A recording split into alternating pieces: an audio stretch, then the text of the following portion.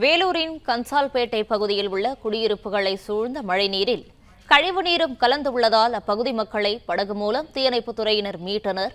இதுகுறித்தான கூடுதல் விவரங்களோடு இணைகிறார் செய்தியாளர் சேதுராம். வணக்கம், விவரங்களை பகிரலாம். வணக்கம். தமிழகத்தில் வடகிழக்கு பருவமழை தீவிரமடைந்த நிலையில் மாவட்டங்களில் பல்வேறு நிலையில் நேற்று காலை முதலே சாரல் மாலை முதல் கனமழையானது பெய்து வருகிறது. இதனால் தாழ்வான பகுதிகளில் தண்ணீர் ஆங்காங்கே நிரம்பி இருக்கின்றது. குறிப்பாக வேலூர் கன்சால்பேட்டை பகுதியில் மழை நீருடன் கழிவுநீர் தேங்கி இருப்பதால் பகுதிவாசிகள் மிகவும் சிரமத்தில் உள்ளாகி தண்ணீரில் முழுமையாக குடியிருப்புகள் மூழ்கியுள்ளனர்.